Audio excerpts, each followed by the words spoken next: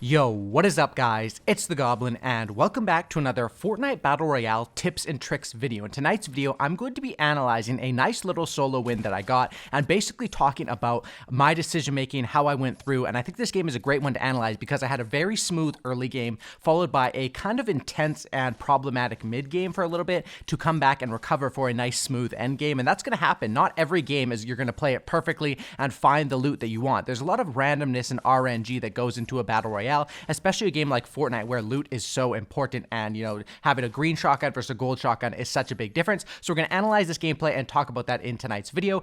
People seem to really enjoy these videos, and I think you can learn quite a bit from them because every game is different, and that's the thing with Fortnite. If you guys could drop a like, I'd very much appreciate that. Let's go for 387 likes. You guys can see it up on the screen. That would be absolutely amazing if we could smash that. Also subscribe to the channel if you guys are new, and be sure to turn on notifications so you can be notified of all of my future videos and have a chance to get first on it. Also, this gameplay came from my Fortnite live stream over on Facebook, which is facebook.com/greengoblinhd. Link down in the description. You guys should definitely go over there and follow it because I stream like every single night. I've been doing every single night for multiple hours, getting a lot of solo wins over there, and it's an awesome thing because when I stream, you can interact with me because we're streaming over on Facebook. You can interact in the chat. I play solos, talk to the chat, and it's pretty dope. So if you guys want to check that out, link for that is down in the description. But let's get right into this and analyze this gameplay. So you can see here I landed at Retail Row. Retail Row is a nice place to land for easy, consistent wins, but also mid-level kills. So first of all, this player is on comes out of nowhere, and first of all, I'm just blocking. I'm going on defense first, so he gets no damage in on me. And this is the important thing to do, especially in this season,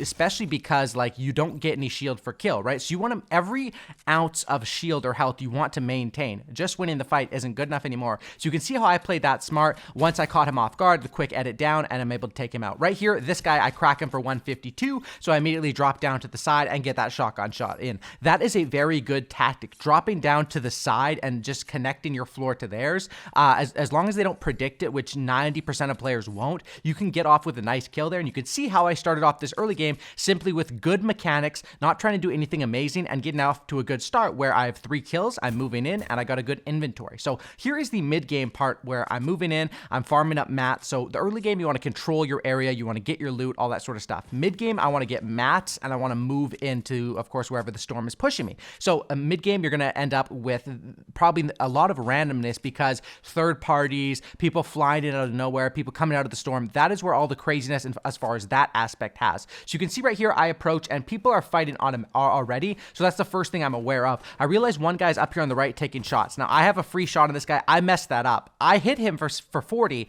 but I should have taken my time there and just ensured that I hit the headshot for 80. That was a mistake on my part. I rushed it because I knew the storm was going, and that was just a mistake. This guy decides to build back up here, and immediately I try to cone him off there to block him, which is important, so I would have a chance at regaining high ground. Of course, it ends up working. This guy decides to sort of bail off and use the balloon, and I'm able to take him out. So that was a smart play, and I really had to take my time in the storm. Right here, I mess up, and I basically just turn too quickly, and I don't place my ramp, so I end up taking like 40 fall damage or 30 fall damage, which was just a stupid mistake that usually shouldn't happen. And right here, I'm getting approached again by another player, and this is what I'm talking about. You saw early game, you see mid game. This is how to deal with third parties. This is how to get solo wins and deal with third parties. Right here, I'm reacting. You want to instantly block them and then take advantage when you have the chance. So right here, I'm chasing this guy around. You can see he's not really doing too much damage to me. My first instinct is always to block him off first so I don't get hit with damage, and then take my shot when it's time. Right there, I missed the shotgun shot, which I probably should have used the SMG because I knew he was already like super low.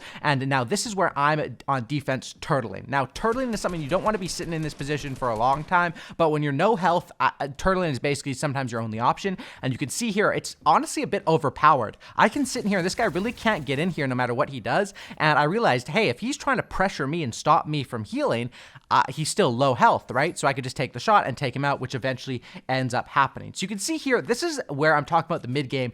I'm in a good position with 5 kills, 16 left, but I don't have much health. I don't have that many materials, and the zone is very, very far. So I make the decision here to check the map for supply drops. This is something that's so important for getting more solo wins. I get so many wins based off vending machines, supply drops, and treasure maps. Those will give you good shotguns, good heals, and it's so damn important. So my mission, I'm like, okay, I'm gonna take this damaged hamster ball and go for that supply drop and just hope I get like a med kit or a chug jug or something to heal up my health. However, I hear a vending machine right here, and this is why it's important to always be aware of your surroundings and adaptive. I check the vending machine, and look at that. Perfect slurp juice. I end up healing up, and now I can move into the zone a lot safer. It's always important, you know, every game isn't going to go smoothly. The early game went completely smoothly for me. I destroyed those first couple of players. The mid game got a little tough. I made a few small mistakes, but small mistakes happen. I still ended up winning the fights, and I'm still in the game, which at the end of the day is what you want to be. You want to put yourself in a position late game where, first of all, you have to make it to late game to even have a chance to win.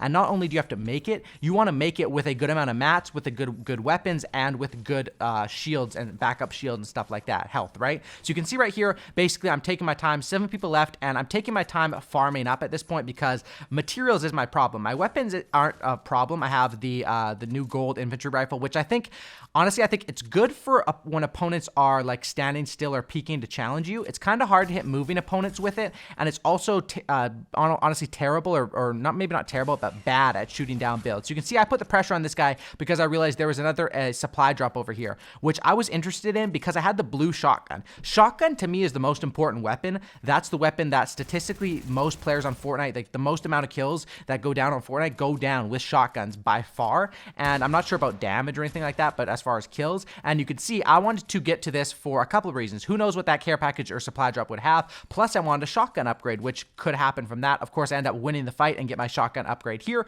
which works out. And you can see how now I've sort of twisted it where I'm in a pretty decent position. You know, I'm in a pretty decent position going into this late game. I'm taking my time. I'm going to drop the stuff that I don't want to use. People always ask, why do you drop sentry guns or why do you drop the poison traps late game? If you're not going to use it, you might as well drop it so it's quicker for you to cycle through your stuff, if that makes sense. So right here, I realize the zone's pushing me, and I'm always aware of what are my advantages and what are my disadvantages. What my advantages here are my weapons are insane. I swap out for the gold scar there. My weapons are honestly almost perfect as if I had the gold shotgun, but the purple isn't that far behind. RPG.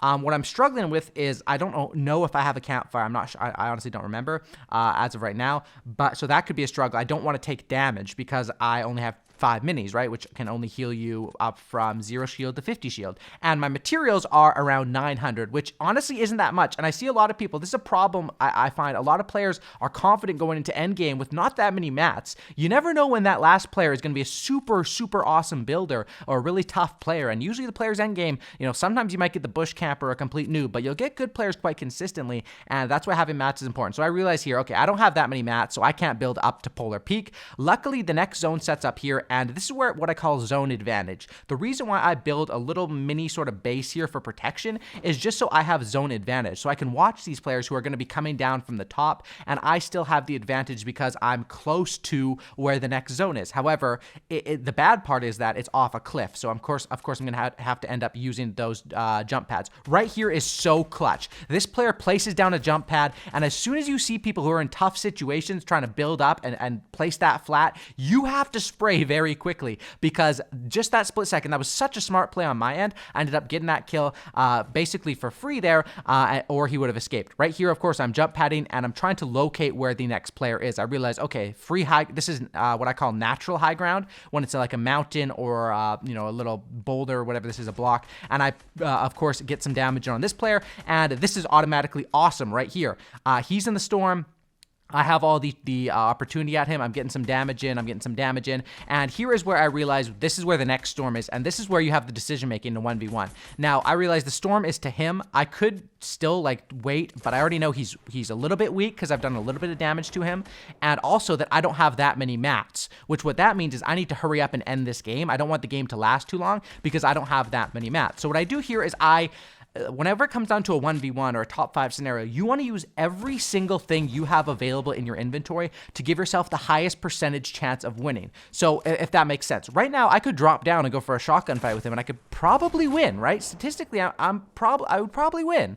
But if I stay up here with RPGs, I have high ground, I have RPGs, I have 500 mats, what can he do? There's not much he can do in this situation, and there's no reason for me to give up high ground. Once I crack him for a big amount of damage or something, sure, maybe I'll consider dropping. Right there, I shoot the RPG. I see, I believe it got like a hit marker there. I'm not sure. I didn't see the damage, but I heard the hit marker sound. So I'm like, okay, he's probably weak. Once again, I don't want to even try shooting that RPG through that slim area, because why risk death at this point? I shoot the RPG down there. It doesn't kill him for some reason, but he's super duper weak, and I end up finishing him off just with the shotgun kill there. So that's how I got this 8 kill win. You can see how I played it early game, mid game, and late game. And when I was in a tough situation, I had to take risks. I had to grab that hamster ball. I got the vending machine. I had to make plays for care packages. And other times when I was in a safe position, it was time for me to just chill. Nice game there. You can see 8 kills, 2 assists, almost 1,400 damage done, and less than 200 taken, like 1,363 done. So hope you guys did enjoy. Drop a like, subscribe, be sure to turn on notifications, and I'll catch you in the next video. And I'm out. Peace.